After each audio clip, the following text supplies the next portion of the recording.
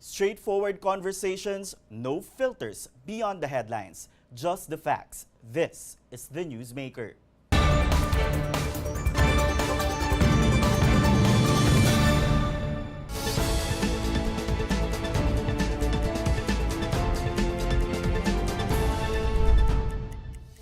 Thank you for joining Newswatch Plus. I'm Tristan Udalo.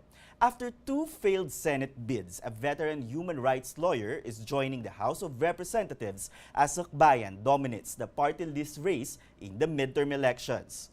Today's Newsmaker, Akbayan first nominee Chel Diokno. Attorney Chel, thank you so much for your time and congratulations po, sir. Thank you, Tristan, and hello to everyone who's watching and listening. Kamusta, sir? Nakahinga na ba kayo ng maluwag after the elections and after seeing the results? Medyo naman, nakaka-recover na. Yung last few days ng aming kampanya kasi sobrang hectic. Kaya medyo ngayon lang tayo nakakapagpahinga na konti.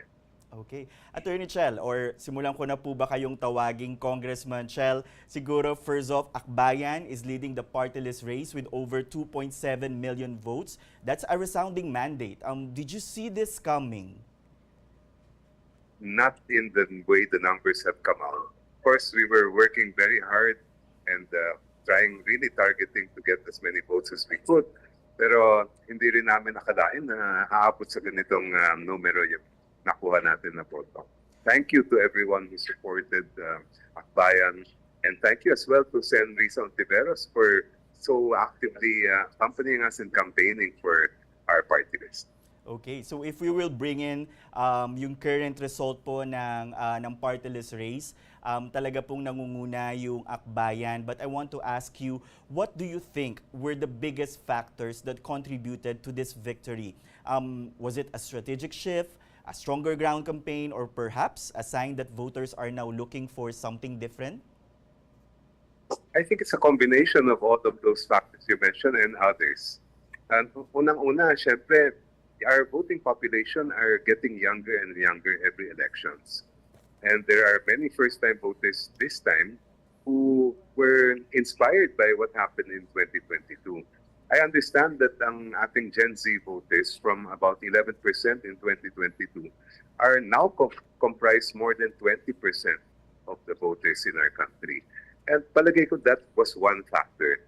The other factor was also the strength of the endorsements that we got from Senator Risa Ontiveros, from former VP Lenny Robredo, as well as what we now call the air war, which was really lumipat na siya. It's no longer really just traditional media. A lot of the work is in social media platforms, and that's where I think we had a good showing as well. Kumbaga sir, parang nagbunga din yung mga in the previous elections na pagdaanan po ninyo, and together with Senator Riza, Senator Bam, Senator Kiko, kumbaga naitanim na po, and finally you're reaping the result or the outcome of all the things na nasimulan po ninyo. But that seems like that's what's happening, and we're very happy with that result, because it's an indication that there are things moving in our country and seem to be moving in the right direction. Attorney Chel, katulad po nung sinabi ko in the beginning, you've ran for senator twice, and while those bids fell short, this third attempt landed you a seat in Congress. Could you help us understand or take us back for a very brief moment to that decision? What made you choose the party list route this time around? Well, you know, it was really a confluence of events that led me to becoming a nominee of Akbayan party list. When I joined Akbayan last year, there was no opportunity to even discuss the option of being a party list nominee, because at that time, hindi pa na-proclaim ang Akbayan. In fact, the Congress Sendanya only got to sit for Akbayan in the Congress a few days before the filing of the certificates of candidacy, maybe around the second or third week of October last year. At doon lang naging viable na naging opportunity yung maging nominee.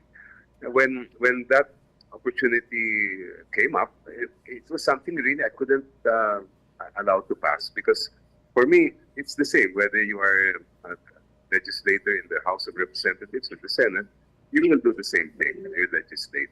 And na-inspired din ako sa naging political journey ni Sen. Risa, who sat for Bayan Party List twice as a party list representative before she ran and won in the Senate.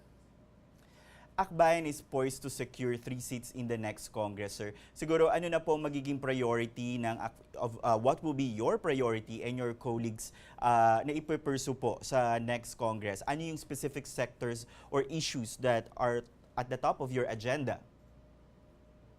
Well, one thing that we must address, and I speak for the entire legislature, is the problems that we are having, the crisis we are having with education.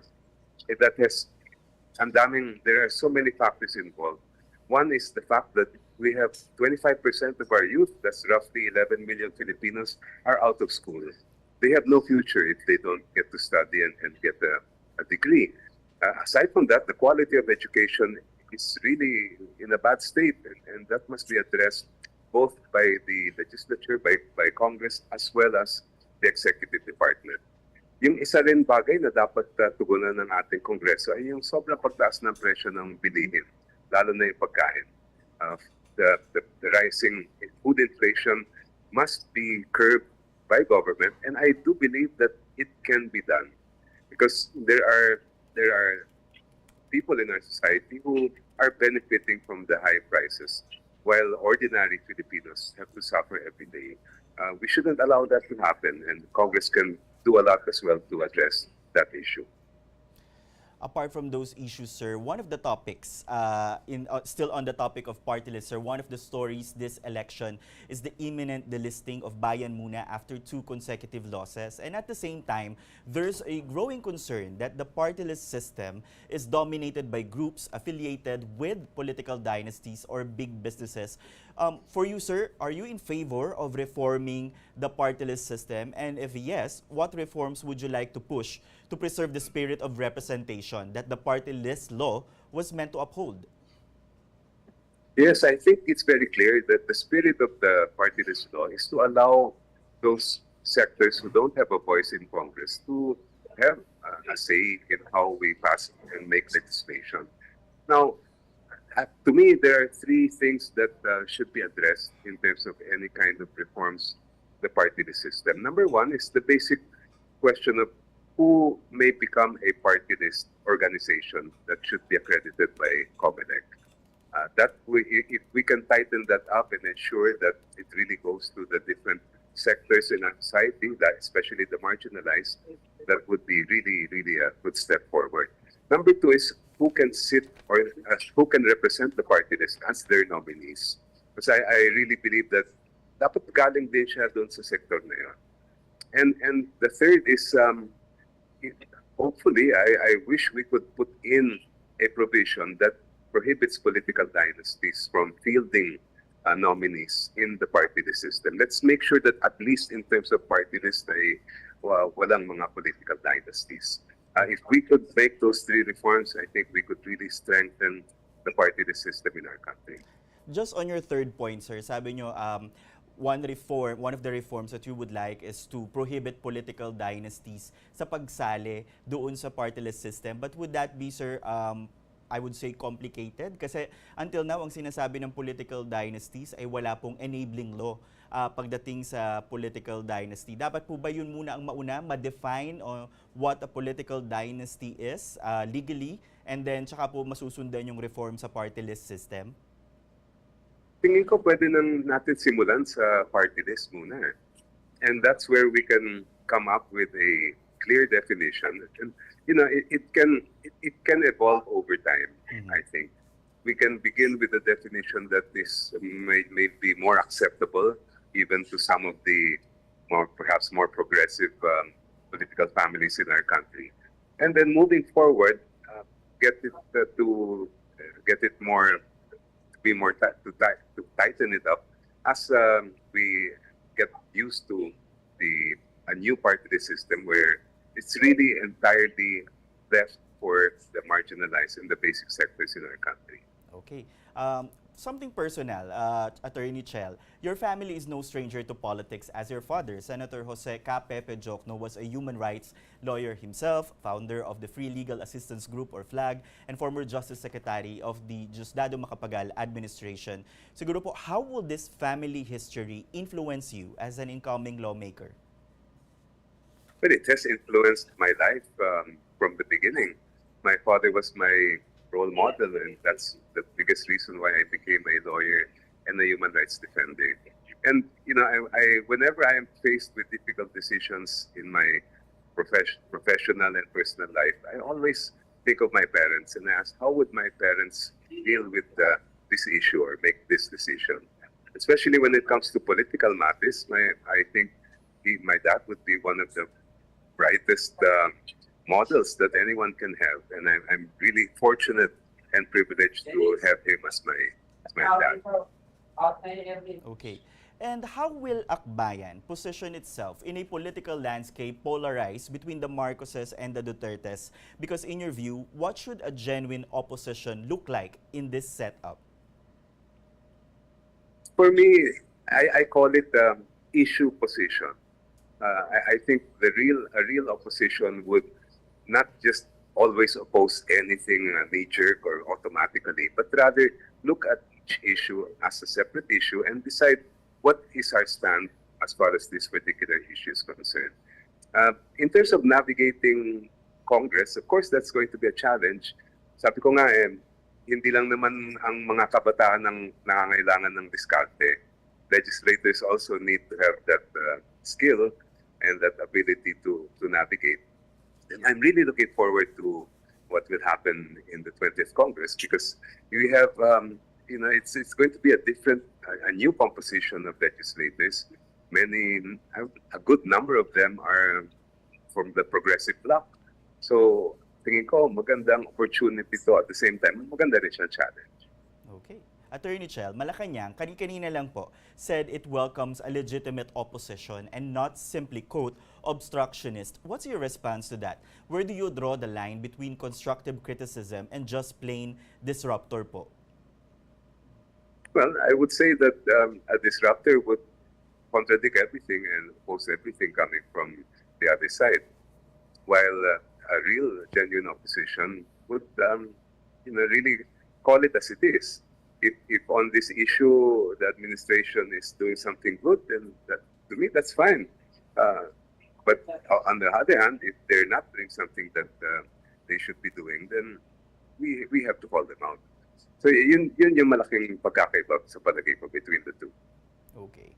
Looking ahead, one of the most politically sensitive matters that the next Congress may face is the possible impeachment trial of Vice President Sara Duterte. You were asked na rin po about this, but you once served as a private prosecutor during the impeachment trial of former President Erap Estrada that was cut short by EDSA II. So if asked, would you be open, sir, to taking on a similar role this time as one of the lawmakers who might prosecute VP Sara? Yes, I would be open, and I believe it would be an honor to be part of the prosecution panel. Okay. Bakit, sir? For you, sir, ano ba yung pinaka nakita nyo that nakita nyo in the past, yung mga bulgar na rin po sa House of Representatives, yung mga grounds, ano po yung mga glaring for you, sir? As a lawyer and a human rights defender, we find that accountability is so elusive in our country. And this is one opportunity where the whole country will be watching, where we can really put out the evidence and let the people decide whether this is acceptable from a high official of our government. And even if the votes will be cast by the senators sitting as a Senate impeachment court, public opinion is going to be a very, very big factor. I remember during the impeachment trial of former President Erap Estrada, everybody was watching. Anywhere you go, you ask them ano nangyayari, and they were all up to date, even in terms of the witness, how the witness was questioned or cross-examined. So this is really going to be a good opportunity as well to educate people about justice and about the law. And Of course, nung time po ni former President Erap, hindi pa po ganun ka, at least yung online, yung mga natatanggap nyo na mga, kumbaga negative comments. But ngayon, mas talagang ano po, no, kapag nakikita siya, yung conversation, yung discourse, sir. And nire-ready nyo rin po yung sarili nyo for possible backlash from the side of the Vice President kung sakaling tanggapin nyo po itong role na to or i-offer sa inyo yung role bilang impeachment prosecutor. Naku, nasanay na ako dyan, Tristan, ever since the last administration. If you recall, I was the subject of one of the late-night tirades of the former president. So it's not something new to me. Okay. And finally, sir, again, congratulations sa Akbayan po. But what's your message to the over 2 million people who voted, who believe in your vision, and who voted for Akbayan, and who stayed with you through the 3 campaigns na ginawa niyo po? Ay, mula sa puso po, malaki at grabe ang pasasalamat namin sa lahat ng mga sumuporta, ng Akbayan, house to house, nagpulong-pulong. Thank you to everyone who made this reality. At the same time, there are some people that I also need to thank. Everyone within the Akbayan team, our president, Rafaela David, the senator we all look up to, who's a part of Akbayan, Senator Risa Ontiveros, and everyone else, even all the influencers, all the artists, and everyone who made this possible. I think this victory is not really my victory or the victory of Akbayan so much as it's a victory of the people. And I look forward to becoming the voice, one of the voices who will fight for justice for ordinary people. Thank you so much for your time, Attorney and incoming Congressman Chel Diokno. Sir, congratulations po. Thank you. Thank you again. And we will continue to deliver just the facts and the news you need. Until our next Newsmaker, I'm Tristan Udalo.